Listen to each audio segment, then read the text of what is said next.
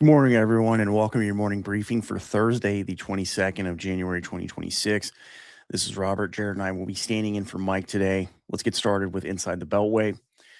So, yesterday, the House Oversight Committee voted to hold former President Bill and Hillary Clinton in criminal contempt of Congress. Interestingly, 9 Democrats on the committee cross-eyed to vote to hold former President Bill Clinton in criminal contempt, and 3 Democrats voted to hold Hillary Clinton in contempt of Congress.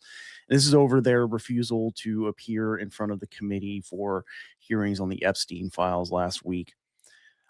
As I said last week, I think there is a potential here for some political escalation because the Trump DOJ could put Bill and Hillary Clinton in jail until they comply with subpoenas or criminally charge them. Steve Bannon and Peter Navarro were sentenced for contempt of Congress in 2022, which at the time was unprecedented because out of 10 contempt of Congress criminal referrals since 2008, only Bannon and Navarro were actually prosecuted by the DOJ. And I think there's the potential here the Trump administration could attempt to prosecute both of the Clintons for criminal contempt. Moving over to the FCC, the Federal Communications Commission said that daytime and late night talk show hosts political candidates must offer equal time to their political opponents because they said these talk shows are not bona fide news programs and they do not qualify for exemptions to the equal time rule. I think this is part of the Trump administration's larger electoral strategy heading into the 2026 midterms. In this case, they are targeting the media infrastructure that the Democratic Party is using ahead of the 2026 election. And there are other plans, including President Trump planning to travel across the country later on this year. I think actually starting pretty soon. And the idea is he's going to stump 4 GOP candidates with the goal of turning out low and mid propensity voters. So I think this is part of a larger electoral strategy for Republicans to attempt to hold on to the House of Representatives in 2026. Treasury Secretary Scott Bessent said yesterday that the Trump administration's proposed restrictions on defense contractors could be eased after 2 or 3 years. He was referencing this order from the Trump administration that defense contractors need to stop stock buybacks and issuing dividends and start investing more money in factories and in defense production. Bessent said that these defense contractors, they exist like the systemically important banks exist. He said this is because of the backstop from the Federal Reserve and because of regulations, and that they are up to 7 years behind on fulfilling defense contracts. This is the Trump administration pressuring defense contractors to help revamp the defense industrial base. And I think this is in preparation for what the administration sees as a new era of great power competition and a potential conflict with China.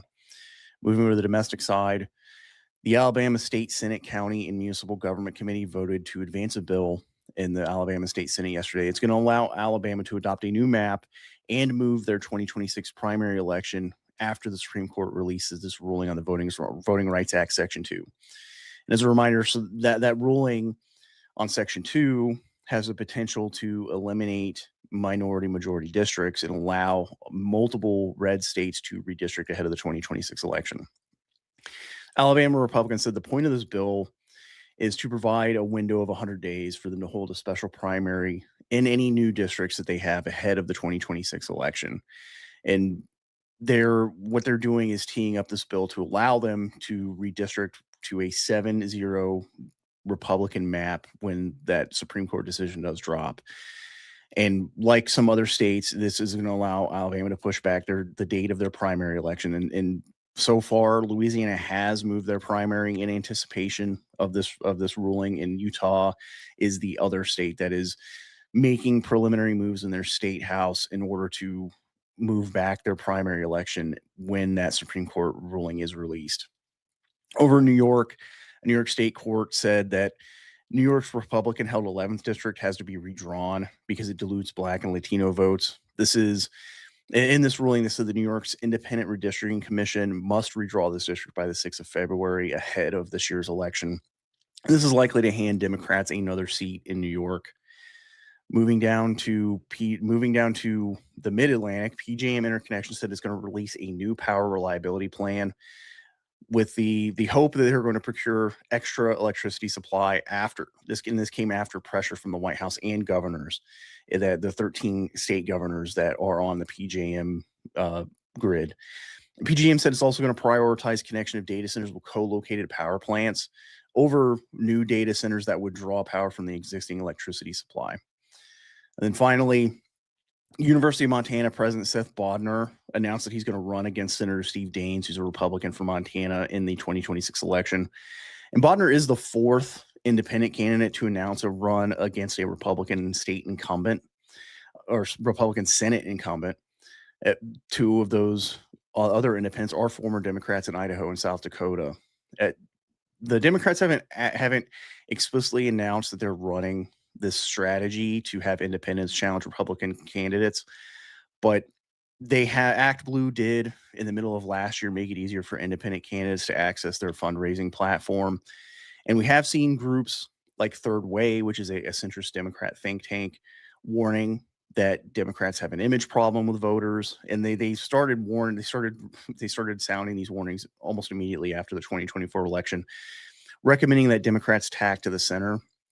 So I think the centrist part of the Democratic Party, what would be called the Blue Dog Democrats, they see the Democrat brand as damaged, especially in these heavily red areas. And they're attempting to gain Senate seats, which they only need to get 4 Senate seats in order to get a majority, by running some Democrats as independent candidates. All right, Jared, could you come on and take us through the global sit rep, please? Yes. We're going to start off with Trump and NATO. So President Trump and NATO Secretary General Rutte developed a deal framework for Greenland and, in fact, the entire Arctic region, per Trump's announcement. Trump said that he will not be imposing the tariffs on the previously announced nations, the European ones and Canada, that would be sending his standard negotiating team to finalize the details. So the VP, Secretary Rubio, Envoy Witkoff, amongst others. And I do expect this to go through. This seems to be taking a similar path to the 5% spending increase as well from the Trump administration on NATO. Rutte was basically the translator for Trump into Europe there.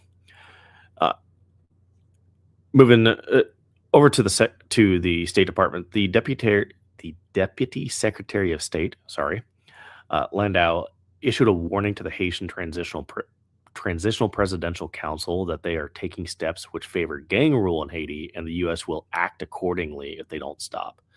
The council's due to leave office on the 7th of February, but is actually trying to remove the current prime minister, who should take ruling. And the council is trying to remain in office. I think this is important because this administration has shown that they will step through an escalation ladder from sanctions all the way up to action if necessary, while trying to negotiate a peace to prevent having to take action. So we could actually see some movement on Haiti here.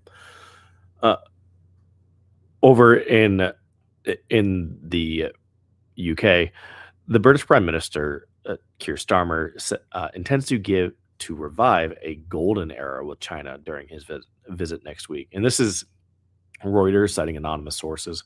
Now, the Prime Minister intends to revive a council of business leaders between each nations that was active in 2018 before being shut down. And this is to increase cooperation and integration between those two countries.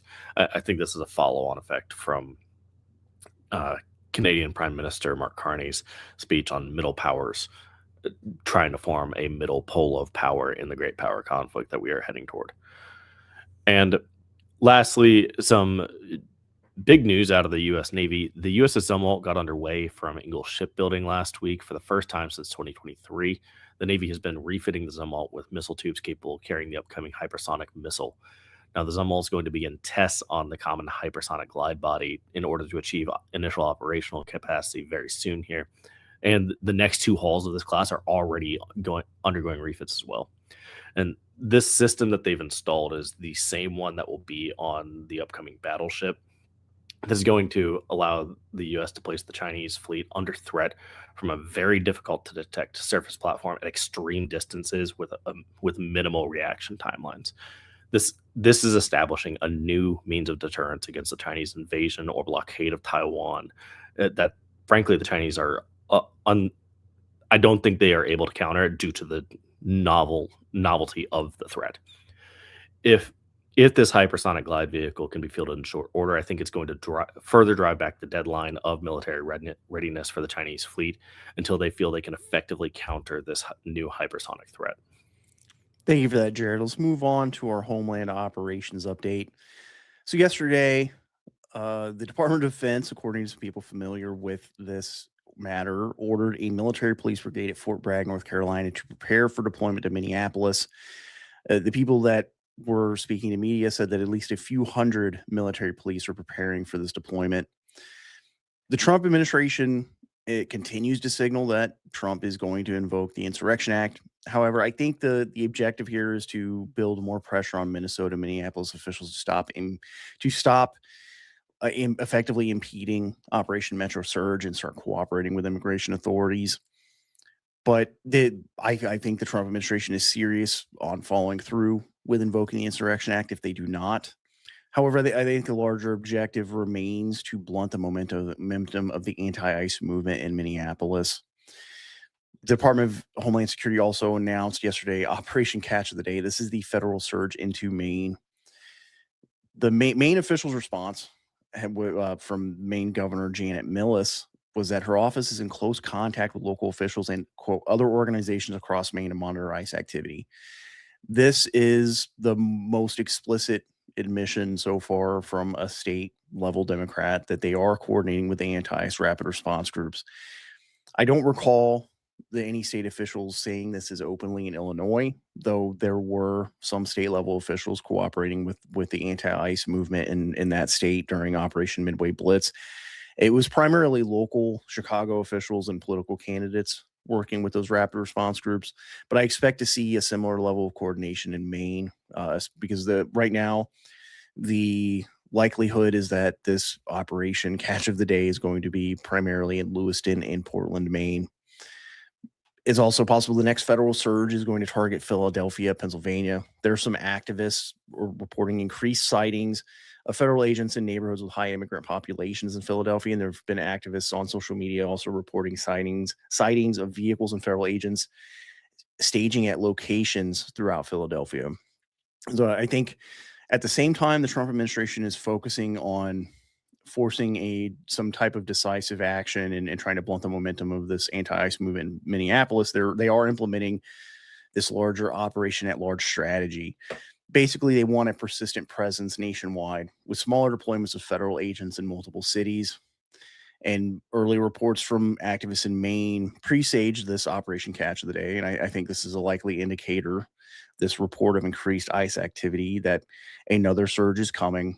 But DHS is not confirmed. And if this main operation and previous smaller ones are indicator or anything to go by, they are not going to announce, at least until after they've actually launched this surge in Maine.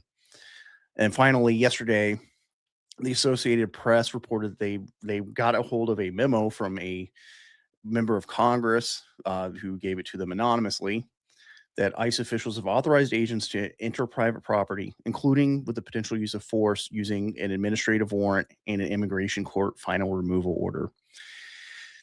According to this memo, the DHS Office of General Counsel determined that this does not violate the U.S. Constitution, the Immigration and Nationality Act, or any immigration regulations, and they do not prohibit the use of administrative warrants to enter private property. I have seen, since this article was published, some legal experts discussing the legality of using these administrative warrants and final removal orders to do this, and it doesn't appear to be very clear cut in either direction. Though from what I've seen, a lot of the commentary points to more likely than not that it does not violate the law. I think the likely outcome here is going to be a lawsuit, and whoever is sued, one of these NGOs or other groups like the ACLU, would have to find someone who has standing to bring a lawsuit here and make its way through the federal courts. And there's the potential that, like with the Second Amendment cases, the federal courts decide that there are limitations to Fourth Amendment protections for illegal aliens, especially those with final removal orders signed by an immigration judge. So this is an issue that I'm actively keeping an eye on to see where the winds blow on the legality of this. But so far, it looks like it's not not clearly cut a Fourth Amendment violation. All right, thank you, Jared. Let's move on to questions and answers, please.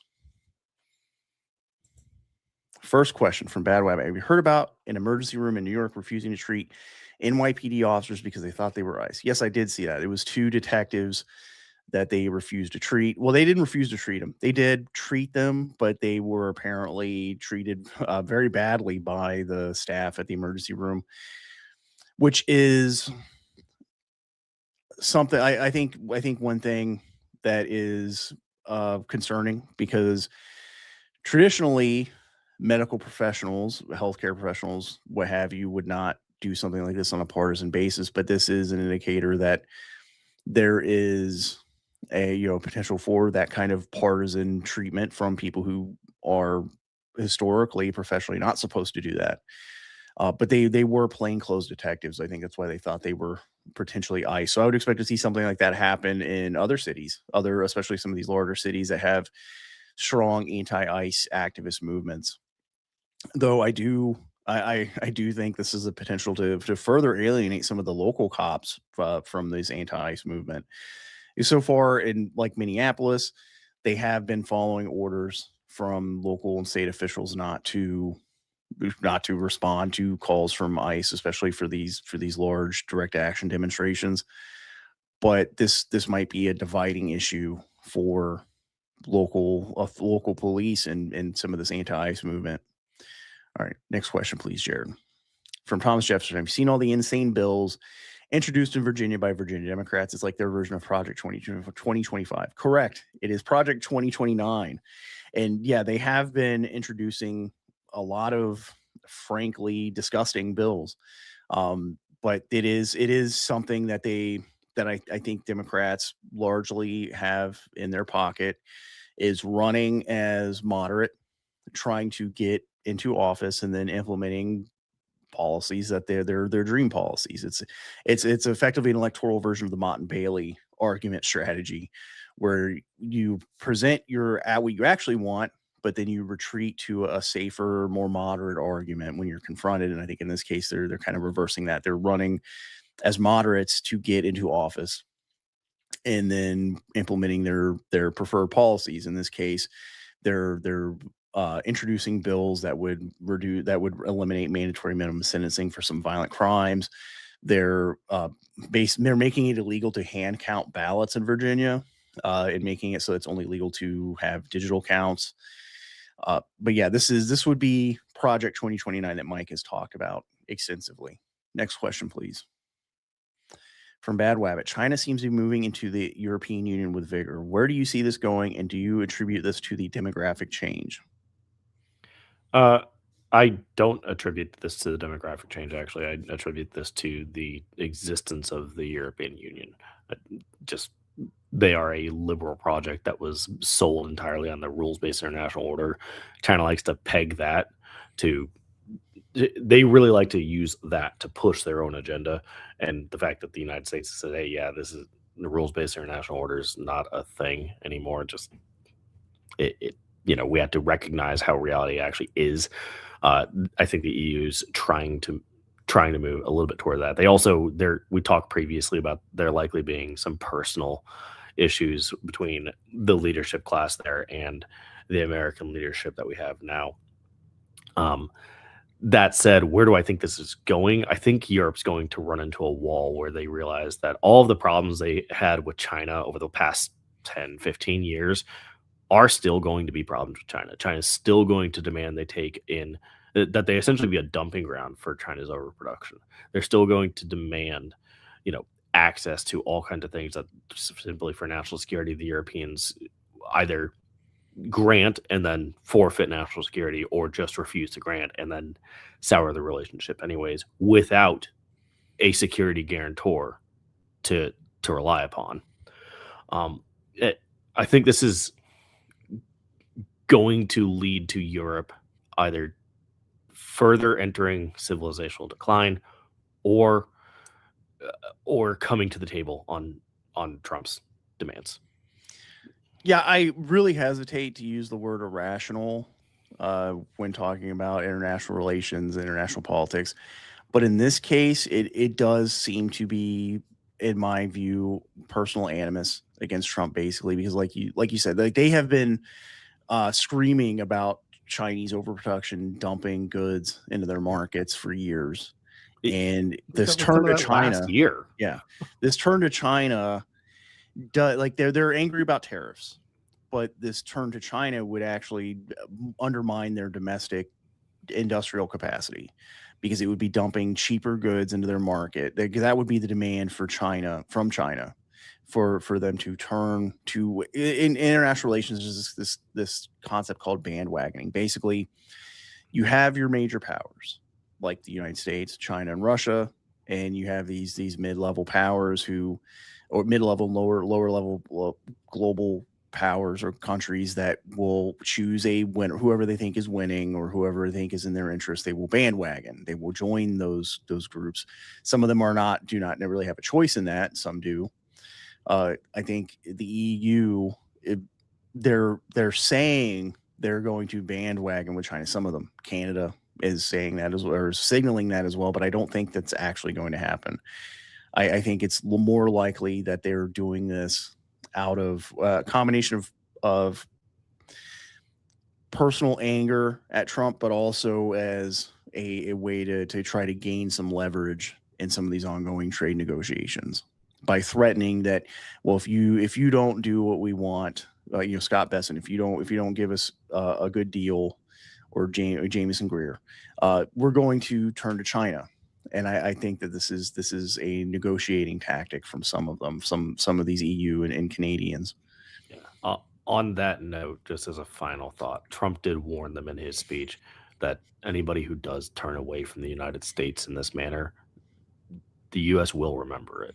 So when they do eventually come back to the United States, because their options are, as all of Europe has declined, probably past middle power status, if we're being very honest here, they either have to buddy up with Russia. They're not going to do it. They have to buddy up with China, which will run into some very hard walls, or they have to buddy up with the United States.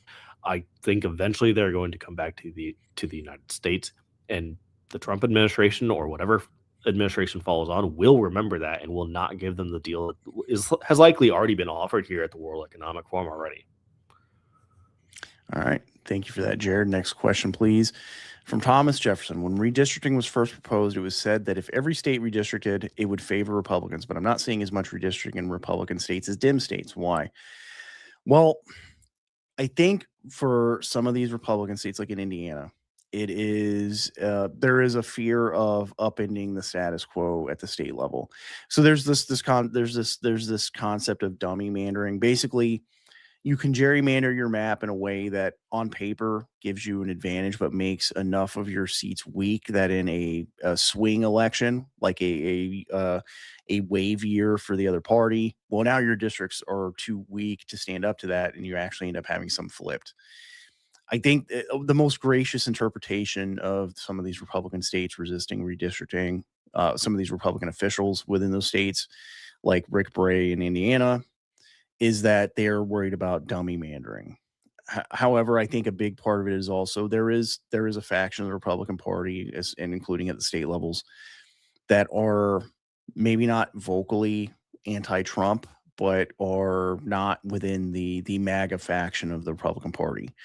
And I think some of them are banking on, after Trump leaves office, the more establishment people like the Bush dynasty coming in, which explicitly said last year that's what they're going to try to do, come in and take back control of the Republican Party from the more populist MAGA faction.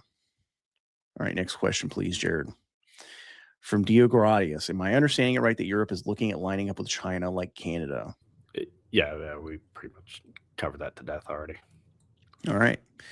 From Wayne T, impact on the Diego Garcia military base because of the UK actions. It's big. Diego Garcia is one of those things that, if you've heard of the phenomenon of very little and then suddenly, or very little and then suddenly everything all at once, that's kind of the existence of Diego Garcia. I'll pull up a map real quick here. You can see it sits out in the middle of the Indian Ocean, basically near nowhere, but it has an airfield. And every time B2s move to that airfield, people take notice because they can reach out and touch pretty much anywhere from there and get home safely, and nobody can touch them. That's a huge strategic advantage for the United States that nobody else has. Um, and it also, actually, I'll pull up the map again. There is a shipping lane that there are several shipping lanes that run between Diego Garcia, the Maldives, and India there. So obviously, you get to overlook those, allowing you to potentially threaten shipping lanes if you need to, but more importantly, to secure shipping lanes from threats such as the Chinese or pirates or anything like that. Diego Garcia is uh, kind of an unsung hero for the Indo-Pacific mission. So All losing right. it's an enormous loss for the United States. Next question, please, Jared. Bad Wabbit, what do you think about the Board of Peace? Some say it will replace the UN. And what do you think about Lutnick's speech yesterday telling the WEF that globalism is dead? And what do you see moving forward as the repercussions of these issues? They were having a multi-hour live stream on the Board of Peace when I woke up this morning. I'll have to go back and watch it. Expect my thoughts today and tomorrow. As far as Lutnick's speech, I gave all my thoughts yesterday on that, and yeah, and the repercussions of those. On the Board of Peace thing, though, I think that's interesting because it does, at least the Trump administration is kind of signaling that it is a replacement of the UN. But I think the point there is that it would be under much more heavy U.S. influence rather than with you. Like obviously, the U.S. has a permanent Security Council seat on the UN, and every Security Council's permanent seat comes with a veto. But in this case, I think the point is to have an international body that gives legitimacy to international actions where the U.S. actually has more influence than the UN. From Iceman, impact on Oak Hangar in the UK and assets we have there because of the UK getting into bed with China. Yeah, this is not just for Oak Hangar, but basically any agreement that we have with the United Kingdom, now Canada. I think the Trump administration. I think the Trump administration is going to take a hard look at those and see whether or not some of these can even be. It can even continue. The Five Eyes is pretty famous there. That's the U.S., UK, Canada, Australia, New Zealand. Australia and New Zealand are the only ones seeming to remain on side. And I don't think Australia is actually going to play that middle power pole because they've made it abundantly clear that China is going to remain their main strategic threat. And we cannot forget that China did a live fire exercise off their coast last year, which shifted Australia farther to the United States. And that was Greenland is likely, or sorry, Greenland too. Greenland's coming on side, but New Zealand also is likely doing the same thing because it was on an air route from Australia to New Zealand. I think the Five Eyes will be reworked during this administration due to the fallout of the UK and Canada's actions. All right. Thank you for that, Jared. Next question from Ben T. While Trump mulls over invoking the Insurrection Act in Minnesota, assuming intel is being gathered as anti-ICE crowd overextends, can you comment on the likely collection of OSINT, SIGINT, HUMINT, that's open source intelligence, signals intelligence, human intelligence, etc.? Well, in this Maryland bill that's being proposed to digitally unmask ICE agents, they specifically talk about collecting data on the use of Stingray, and that's a signals intelligence collection device that's been used by police in the United States for a long time now to collect cell phone metadata. So they are, I imagine, ICE and CBP and these other federal agencies are collecting SIGINT.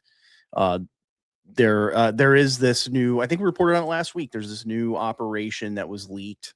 Well, I say new, I think it began in the middle of last year to collect human intelligence by putting undercover agents into detention centers and gather human from detainees, especially on locations of other potential illegal aliens, any kind of criminal nexus, and like smugglers. And for OSINT, the ICE has been ramping up it's effectively a social media surveillance program. I believe it's out of their campus in Vermont. They have been ramping up that social media surveillance program, and I think that's part of this ICE OS, I think it's a Palantir's developing effectively a program that allows, I think it's called the Elite app, and it allows ICE to pull up all kinds of data in like in a single application where they can get activity, what are effectively heat maps available for potential immigration enforcement. So that ICE and DHS have been ramping up a lot of their intelligence capability over the last year. On the anti-ICE side, they are doing something similar. They're building intelligence networks using group chats and encrypted chat apps. They are collecting things like license plates of the vehicles that ICE and CBP use. One of the things that has tried, I think, as part of this move by Maine ahead of this Operation Catch of the Day to not allow the issue of effectively covert plates and vehicle registrations to federal agencies anymore for undercover work is to disrupt the countermeasures that ICE and CBP have taken to stop that intelligence collection, because they are collecting license plate numbers so they can distribute that to their rapid response groups to help them identify these ICE and CBP vehicles, and they're using rental cars and swapping plates. And a lot of states have been trying to move to stop that, or in the case of Maine, not even issue undercover plates. In the case of Maryland, with this proposed bill to allow that information to be stored and a court to order that information to be retained. So there's a collection or an intelligence effort on both sides here, both from ICE and DHS and from the anti-ICE movement.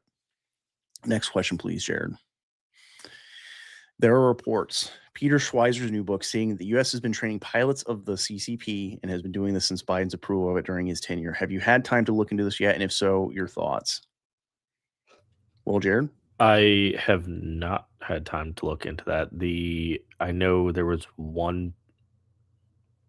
I don't remember all the details. I know there was one pilot. I want to say he was even a Top Gun pilot, actually conducting training, and he's been under a lot of scrutiny, if not actually being brought up on charges over it.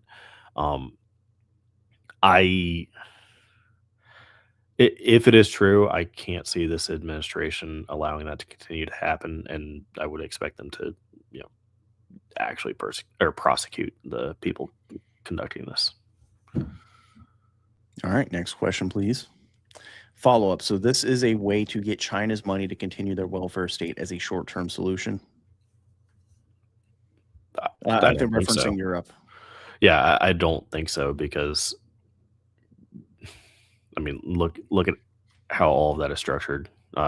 Mike has talked repeatedly about, you know, there is no alternative to the U.S. dollar, which underpins everything. So China's money doesn't necessarily matter there. And at the same time, the welfare state, as has been said throughout the last few decades, really, the EU welfare state is only possible due to the security guarantees of the United States. So is the EU going to rely on a security guarantee from China, who has difficulty projecting power past the first island chain?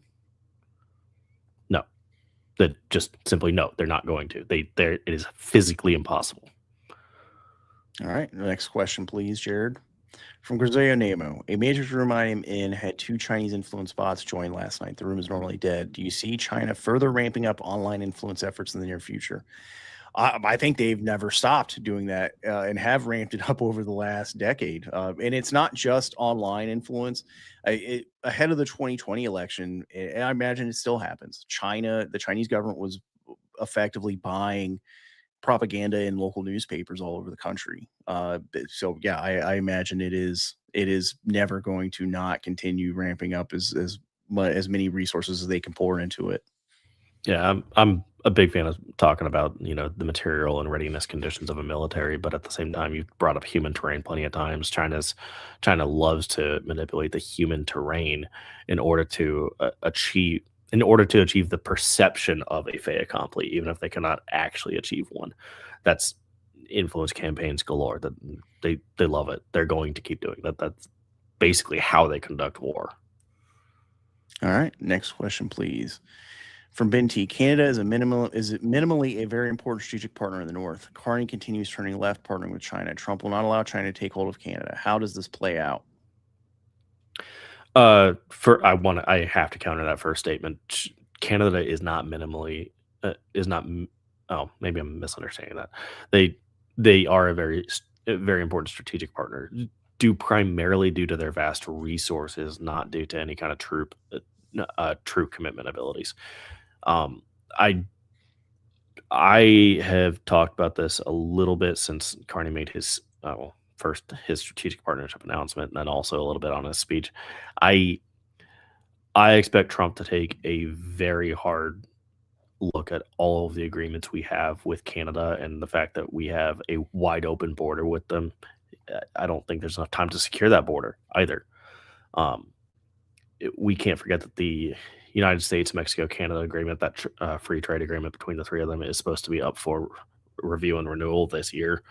The Trump administration has shown itself to prefer multiple bilateral agreements. I think that's going to go very poorly for Canada, which hurts them because I want to say Jameson Greer said this morning that they like 75% of their GDP is relying on us. So we could economically crush them if they decide that they really want to go forward with that. And really, when it comes down to it, the Trump administration is going to play good cop and bad cop at the same time. They're going to threaten, yes, we can economically crush you. We can militarily overtake you. We won't do it because we like you, but we can do it. And the Canadian administration said that. But we can't afford you to lose. We want to build you back up. We want you to be great because you're half of NORAD. You're half of our defense. We want you to be here. Just come back on side and forget China. All right. Thank you for that, Jared. Do we have any more questions? Oh, Yeah, from one Bad more. Wabbit. So if we pull the security guarantee from the European Union, what do you see moving forward? We're not pulling the security guarantee from Europe. I don't think that's even on the table. And the reason I say that is that Trump is still working with NATO. He's looking to get the Greenland deal done through NATO instead of directly through the EU.